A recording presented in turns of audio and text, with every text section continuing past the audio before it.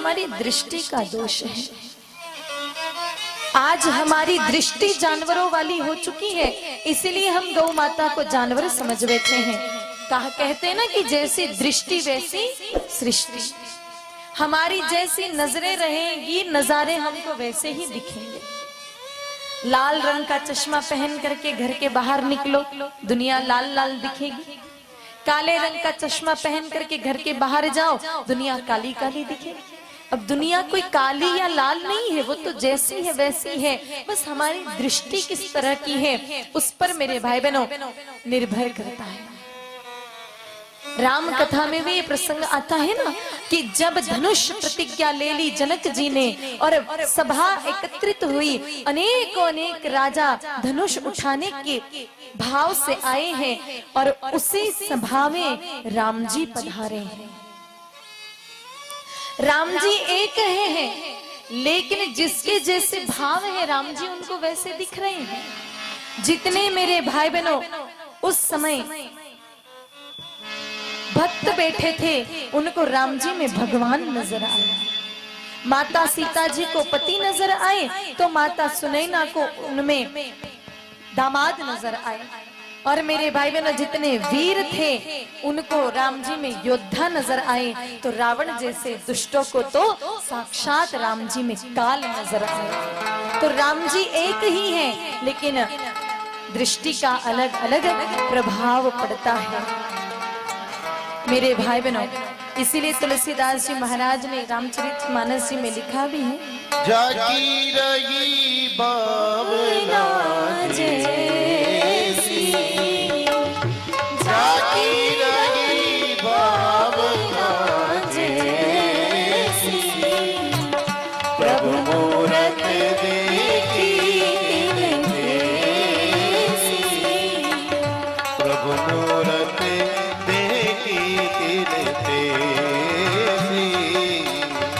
जाकी रही भावना जैसी, जाकी रही भावना जैसी, प्रभु मूरत देखी दिन तेसी, प्रभु मूरत देखी दिन तेसी, मंगल भवन मंगल हारी, मंगल भवन मंगल हारी, द्रवहु सुदशरथ अजिर बिहारी, द्रवहु सुदशरथ अजिर बिहारी। सिया राम। तो मेरे भाई बहनों कहा है, जाकी रही भावना जैसी, प्रभु मूरत देखी तिन तेसी। एक बार एक गांव में एक आदमी रहता था मेरे भाई बहनों। उस आदमी के पास एक घोड़ा था, बड़ा सुंदर घोड़ा, अरबी घोड़ा, बड़ा महंगा वाला। उस घोड़े को बड़े प्रेम से वो व्यक्ति रखता था, पर उस घोड़े की एक बुरी आदत ये थी कि घोड़ा कभी सूखी घास नहीं खाता था, हमेशा हरी घास वो घोड़ा खाता था।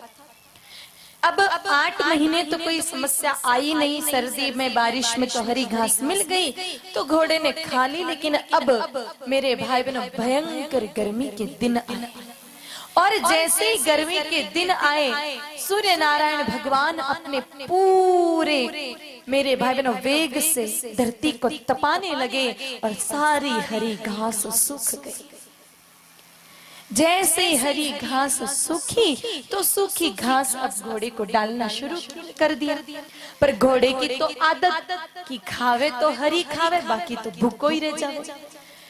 एक दिन डाली नहीं खाई घास को, दूसरे दिन घास डाली फिर भी नहीं खाई, तीसरे दिन डाली फिर भी नहीं खाई।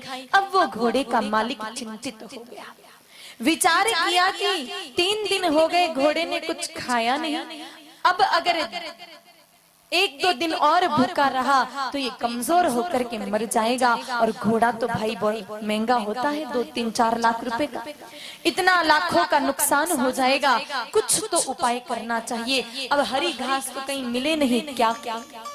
तब वो व्यक्ति अपने एक मित्र के पास गया, बड़ा समझदार था, विचार किया उसके सामने समस्या रखता हूँ, कोई समाधान बताएगा।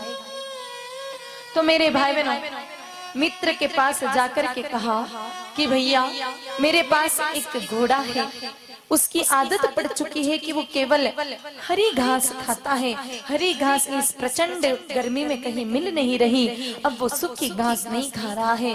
कुछ तो ऐसा उपाय बताओ जिससे मेरा घोड़ा सूखी घास खाना शुरू कर दे। उस दोस्त ने कहा बस इतनी सी बात है, ये तो बड़ी छोटी सी समस्या है। तो मेरा घोड़ा मरने वाला है, तू कह रहा है छोटी सी समस्या? कहा बिल्कुल छोटी सी समस्या है, एक काम करो मेरे साथ चलो। कहा कहाँ चलना?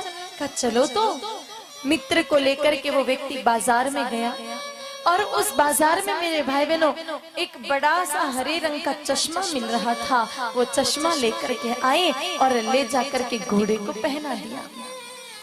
घोड़े को हरा चश्मा पहनाकर सूखी घास डाल दी।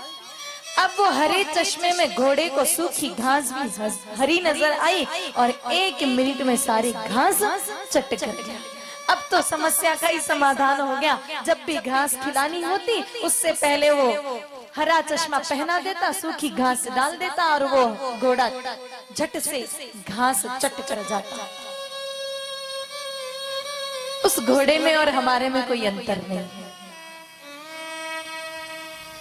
उसने हरा चश्मा पहना तो सूखी घास उसको हरी नजर आई। हम लोगों ने जानवरों वाला चश्मा पहना है, इसीलिए सर्वदेवमयी गौ माता हमें मात्र जानवर